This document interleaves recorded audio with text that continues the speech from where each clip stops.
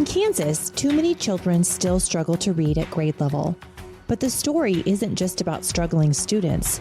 It's about the systems, the programs, and the leaders shaping how reading is taught. I'm Jessica Glover, and this is My Child Can't Read, a Heartland Crisis, a documentary-style podcast about how students are left behind and what can be done to help them. In this season, called The Anatomy of Change, we take a look inside teacher preparation programs, classrooms, and among state-level leaders directing the future of literacy in Kansas. We talk with educators, parents, and experts about what works, from evidence-based curriculum and teacher training to coaching and assessment. You'll hear stories of students who found their footing when instruction finally matched the science of reading, and the systemic barriers that still hold too many kids back. Change isn't easy, and it doesn't happen overnight, but it is happening in Kansas and across the nation. And in this season, we'll show you how, why, and who is leading the charge. This is a story about systems, science, and people refusing to accept failure as the status quo. Because all our kids deserve to read, understand, and thrive right here in the Heartland.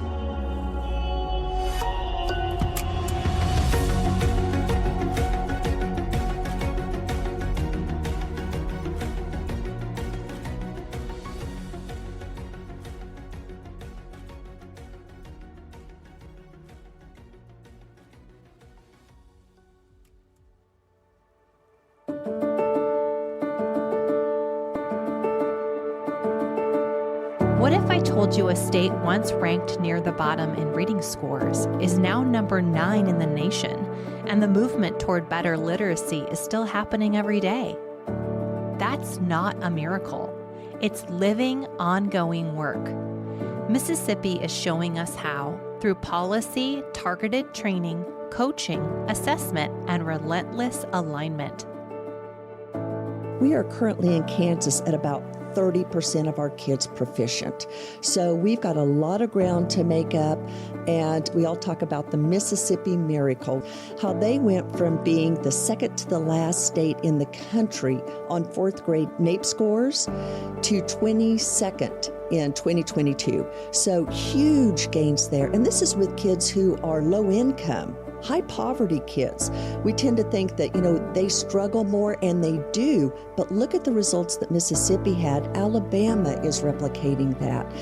So we know that if we train teachers properly in the science of reading, phonics, fluency, vocabulary, comprehension, if we do what we know works, we'll get those same results in Kansas. And so we've got to look at the research, we've got to learn and do the things that we know are working elsewhere.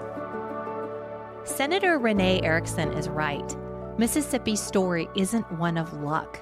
It's one of leadership, training, and trust in the science of reading.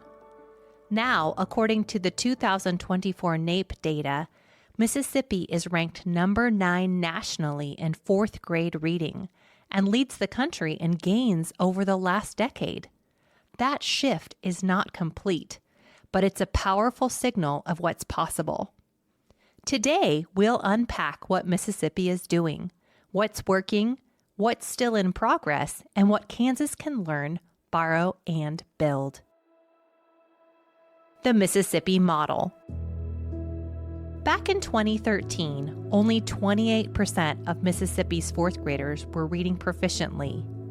Today, more than 77% of third graders passed the state reading assessment on their first attempt. And the state now ranks number 9 nationally according to the 2024 NAEP fourth grade reading scores. And yet, as Mississippi Department of Education leaders remind us, the work is ongoing. So how did they do it? To answer that, we're turning to a few people who have been there from the very beginning. Kelly Butler served as the Chief Executive Officer of the Barksdale Reading Institute, the organization that partnered with the state to transform teacher training and literacy policy. Today, she continues that work as a senior policy fellow, helping other states learn from Mississippi's journey. And while many now call it the Mississippi miracle, Kelly is quick to correct that. She says it's really been a marathon.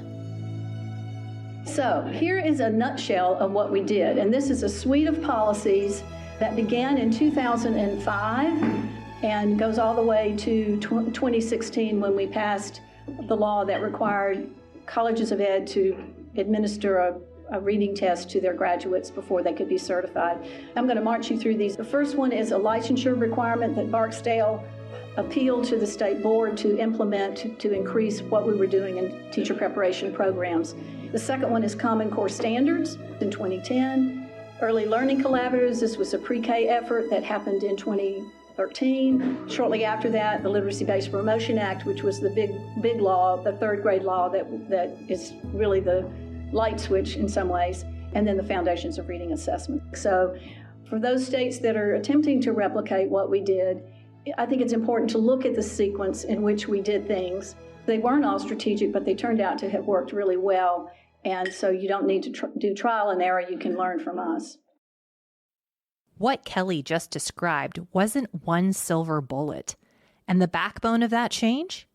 Teacher preparation and professional learning. My name is Kay Peterson. I live in Dallas, Texas. I am the director of a training course in Dallas, Literacy, Education, and Academic Development, Inc. But I also, since 2004, have been training teachers in a dyslexia therapy master's degree at Mississippi College in Clinton, Mississippi.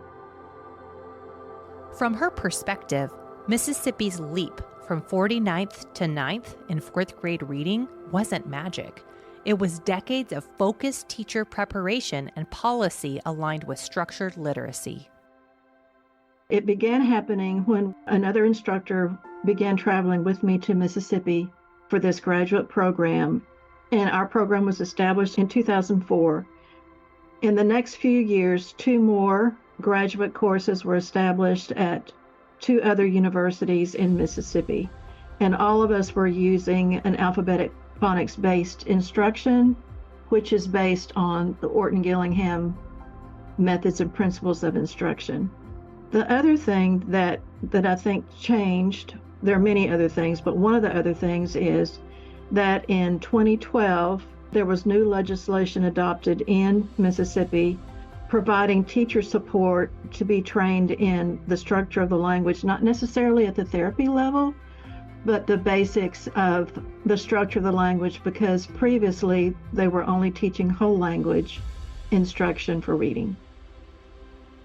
This combination of university-based training and legislation set the stage for Mississippi's literacy turnaround, giving teachers both the knowledge and support to teach all students effectively. So the teachers that were coming to us for this Master of Education degree in dyslexia therapy were primarily from public schools in Mississippi, but we also had teachers from contiguous states.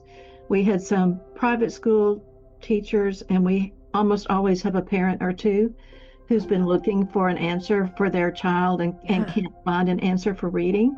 And they all told us primarily the same thing, that they were taught in school and they were now teaching in schools whole language to teach children how to read, which is primarily 70 to 80% of children will learn to read using whole language because their biological clock turns and they've learned sounds and they put them together and they can read. But what we know is the rest of the population need direct instruction in the structure of language. And so these teachers were surprised to find that there was a direct way to teach these children how to read, write, and spell. Teachers were discovering a better way, a way that would reach the 20 to 30% of students who otherwise wouldn't learn to read without structured, direct instruction. This was the first time that teachers were providing instruction in the structure of language. The state provided free of charge about 3 different structure of language courses that they provided for the public school teachers. And this was part of the legislation in 2012. I know that there were 3 different main reading courses aimed at public school teachers in general ed classes, provide more of the structure of language than they had had before. free structured literacy courses for teachers. The state made sure no one was left behind. Every K-3 teacher could access training to meet students' needs. Well, one thing I think, Jessica, we need to think about is that Mississippi is a small state. Secondly, we need to recognize that we now have 3 universities teaching the structure of the language in a Master's of Education class. So there are more teachers receiving this information. The state legislation from 2012 made a difference. The other thing that made a difference is that Mississippi Department of Education established a 3rd grade reading assessment that students need to pass before they go on to the 4th grade. And 3rd grade is a very pivotal time when it comes to the structure of literacy for students in their own brain development. Leadership aligned with assessment ensures that teacher training translates into measurable student outcomes. Coaches and administrators monitor progress, making sure instruction is effective and timely. Well, from my conversations with individuals in the Mississippi Department of Education, they shared with me is that they have a Mississippi support services team for all students that are not reading on grade level. And what they have confirmed for me and said over and over again, that all students, no matter their ethnicity, were provided with the intervention that they needed. And that the Department of Education worked closely with the Special Education Department and the Mississippi Office of Improvement to make sure that those students were provided with the intervention that they needed. So it was a whole team approach that I guess sometimes doesn't happen within a state Department of Education, but they were determined in Mississippi that they were going to make a difference for these students. Structured literacy isn't just about raising scores. It's about reaching every student, regardless of background. Equity was built into every intervention, every support system, and every coaching session. And that's what the Mississippi model looks like today. Statewide professional learning. Every kindergarten to 3rd grade teacher, administrator, and instructional staff receives state-funded science of reading training. They begin with letters, now use AIM pathways, creating a common literacy language from north to south, east to west. And every teacher who asks for science of reading training receives it. They have a "we don't say no" policy. Intensive coaching support. Literacy coaches embed in classrooms. They model lessons, co-teach, and mentor teachers. Their philosophy: we coach people up, not out.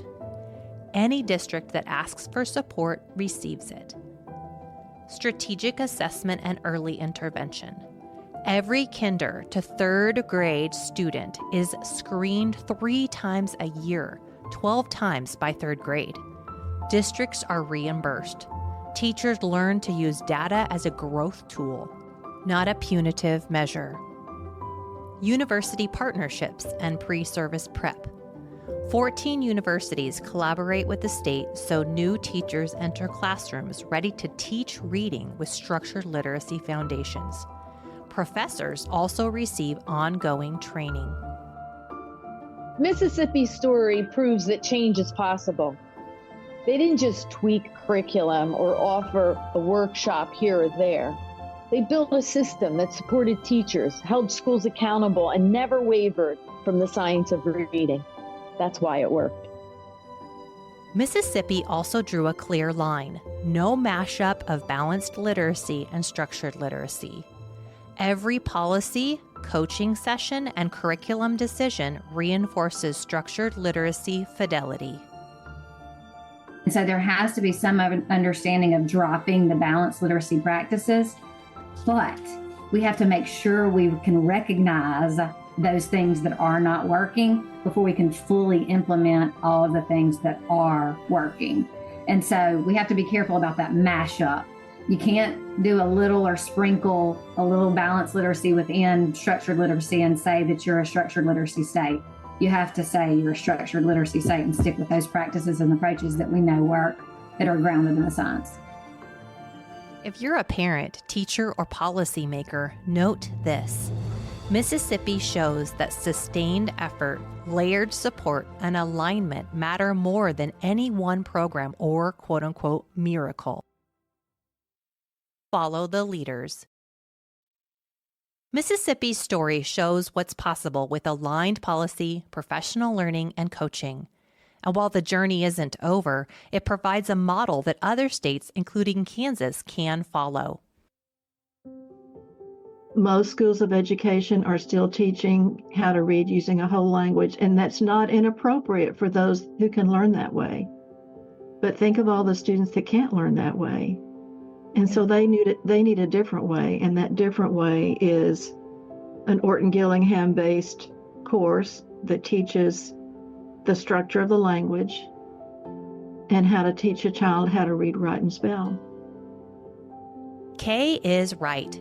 Teacher preparation is the foundation, and leadership, alignment, and policy matter too.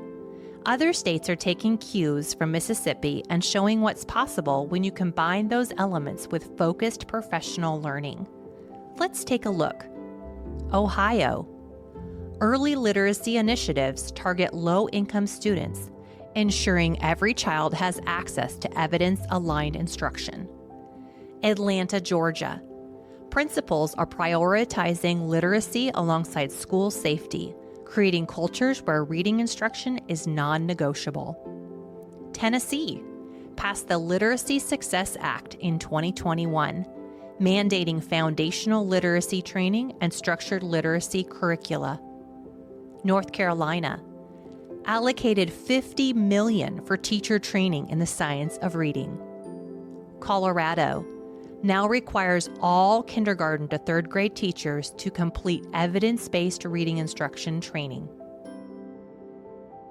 There's no magic solution. There's no silver bullet. And we have really taken it upon ourselves to create a really lengthy timeline because we want to show that our efforts began in 2013 after the policy was passed. I mean, you have to have the policy, but we all know you have to have legs to the policy, right? So in 2013, when the policy passed, we can say that there are 3 big buckets that policy set up for us for success. And those big buckets, I'm sure that we'll talk about more, but professional learning is the first one. The second one is coaching. And then the third is a specific suite of assessments, like how are we assessing our children and what are we doing? So in 2013, that was all set up for us, but we didn't have a staff. We didn't even have an office. We didn't have a division of literacy at the department. And so when Kelly said we were building the plane as we were flying it, I mean, I was hired in 2013 when the policy was passed, and we didn't have the people to put the legs to the policy until the year after. And so that began the snowball of the initiative. And it is offensive to call it a myth or a miracle. And I do say that with love in my heart, right. But it is a long race. I mean, we call it the Mississippi Marathon at the department because we feel like if you know anything about running, you can't get out there and do a half marathon with no training. We're still in the midst of the marathon. We have not made it to the finish line. And so the timeline that I speak about is just being able to show other states, this is year 1, this is year 2, this is year 3. I mean, we have built so many things out as the years have progressed and as our staff has progressed. It didn't happen overnight. These states share a few critical ingredients: statewide alignment, ongoing training and coaching, and curricula rooted in structured literacy. Mississippi serves as the benchmark, a model still evolving, improving, and proving that change is possible when all the pieces are in place. I mean, data talks, right? So we know that results definitely, that speaks a strong message. But yes, leadership. And that strong leadership cannot just be a school manager. To be a principal, you have to be an instructional leader, and you have to have this knowledge about how to teach children how to read. And so, yes, the data, because results matter. But in looking at schools who are receiving accolades of their success, you can pinpoint the leadership and the decisions that they're making to make sure that all children have exactly what they need to be successful. Knowledgeable teachers, great materials, and it all has to be aligned to the research. What Kansas can do. Mississippi shows what's possible when policy, teacher training, and coaching align. Kansas is taking its first steps. House Bill 2322 encourages science of reading aligned instructional materials. But we're not yet seeing a layered statewide system like Mississippi's, one that supports every teacher, every school, and every child. Here's what a Mississippi-inspired blueprint could look like in Kansas. Fund statewide literacy coaching networks with regional coordinators and on-site school coaches. Require structured literacy training in every teacher prep program. Audit curricula for alignment with evidence-based reading instruction. Train teachers to use assessment data to drive growth. Make policy supportive, not punitive. One of the most critical components of Mississippi's success has been classroom coaching, a system that goes beyond policy and training to actively support teachers as they implement evidence-based reading instruction. Katie Williamson, Assistant Director of Mississippi Literacy Initiatives, explains how the state approaches coaching as a partnership rather than an evaluation, ensuring teachers and everyone involved in literacy feel supported, equipped, and empowered. First and foremost, we go in as a non-evaluative force. So we want to go in as a support. And that's our biggest thing there, is that we ensure that we are providing support not only to teachers, but anyone that has anything that correlates to children and literacy efforts. So with that, we want to make sure that we go in and that we model best practices and we support all of the best practices that we know that can positively impact children and their ability to read. The coaching model that we follow is huge, and I think that's a huge piece of importance as far as why this initiative works the way it does as it relates to coaching in the classroom in the schools. We want to build those relationships, and we want to make sure that teachers are supported and they are provided with all of the means necessary in order to be the best that they can be for children as they teach best practices and teach children to read. Kansas has started to move in the right direction, but what we need now is bold, coordinated leadership, the kind that brings together policymakers, educators, parents, and the business community around one shared goal: literacy for all. Where I've seen real change happen is when someone looks in the mirror, whether it's a teacher, administrator, someone on a board, sits there and says, okay, what can I do? What part do I control? First and foremost, myself. How do I educate myself? How do I share that with other people? How do I demonstrate what works? And how do I impact the kids that are touching me? When someone lights that internal fire in that way, it usually spreads in the team and culture that they're around. That's where it begins, ownership. Each of us asking, what part do I own? There's a business book that was all the rage maybe 5 years ago, Jocko Willink's Extreme Ownership. And so it's, what piece of the puzzle do I own? And I think Kansas's problem is it's almost reverse. It's, I don't want to be blamed for this problem. So at the Board of Education level, we've got 286 different districts that are responsible for those policies.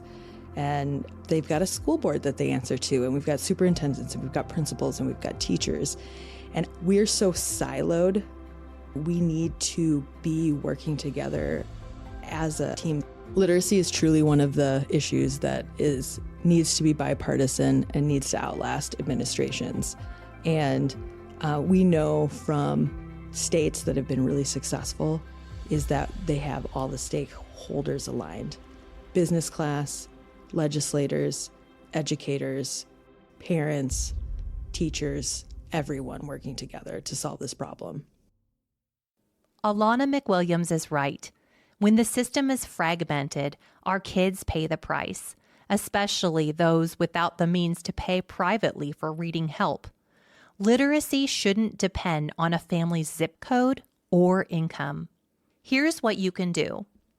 Districts fund literacy coaches, adopt evidence-aligned curricula, and require structured literacy training for kinder to third grade teachers.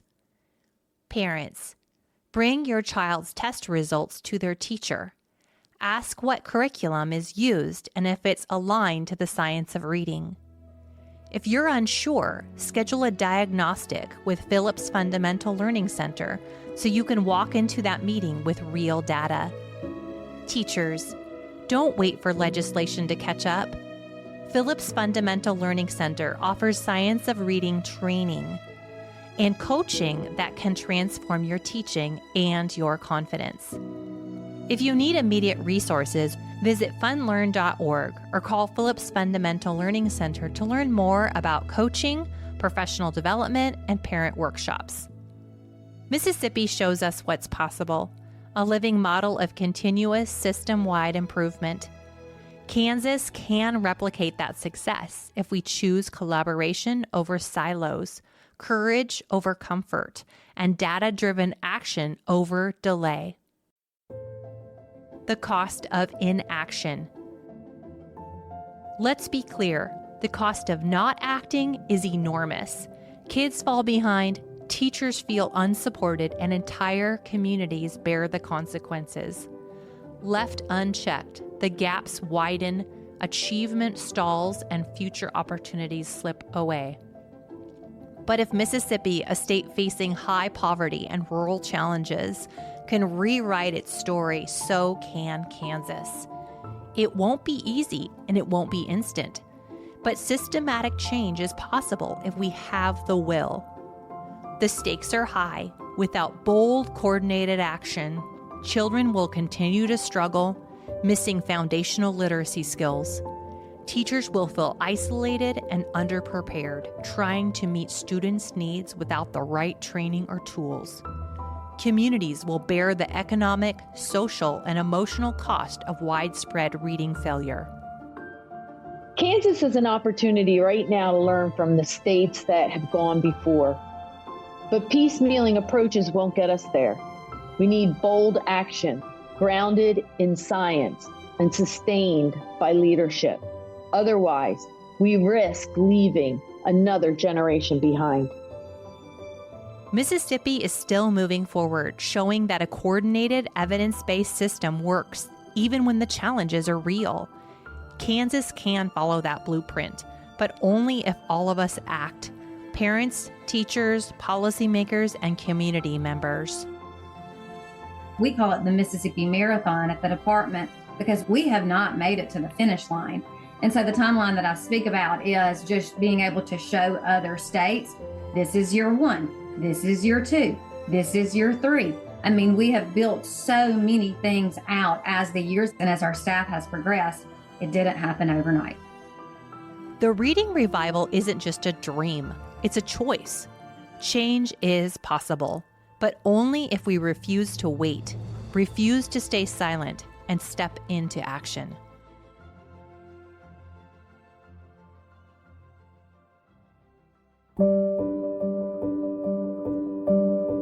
At Phillips Fundamental Learning Center in Wichita, Kansas, we believe every child deserves the power to read, especially those with dyslexia or learning differences.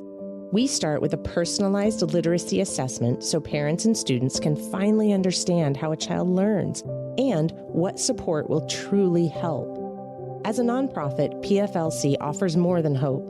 We offer real solutions: intensive research-based instruction, training for parents and educators, innovative tools like the Sound Case, Fundamental Case, and Grammar Case, designed to strengthen reading, writing, and spelling at home and in classrooms. All of this happens in our state-of-the-art 37,000 square foot facility where students learn, parents heal, and teachers grow. And the impact is real. PFLC has helped hundreds of thousands of children unlock the joy of reading. Families and educators across the country call our programs life-changing. You want to learn more? Visit funlearn.org or call 316-684-7323. Tour our campus, schedule an assessment, or support our mission to change a child's future. Phillips Fundamental Learning Center, where reading begins and hope never ends.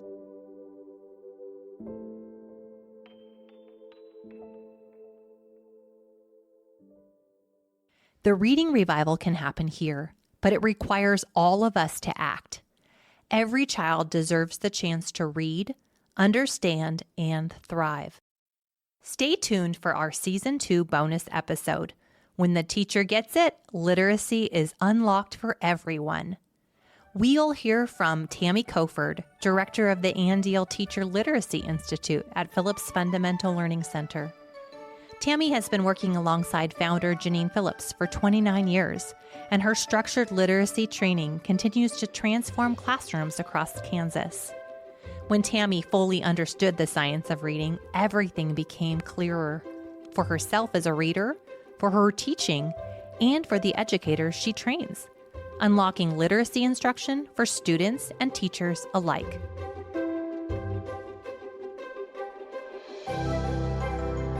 Thanks for listening to My Child Can't Read, a Heartland Crisis. If today's episode resonated with you, if you saw yourself, your child, or your classroom in these stories, you're not alone. We believe every child can learn to read, and every parent and teacher deserves the knowledge to help them. I invite you to take action today by subscribing wherever you get your podcasts so you don't miss an episode, rate and review to help others find this series, and tell us about your story and discover how the Phillips Fundamental Learning Center is changing lives through literacy at funlearn.org/podcast. That's funlearn.org/podcast. And share this show with a friend, teacher, or fellow parent who needs to hear it. All resources, source credits, and tools mentioned in this episode can be found in the show notes. Remember, together we can rewrite the story, one reader at a time, right here in the Heartland.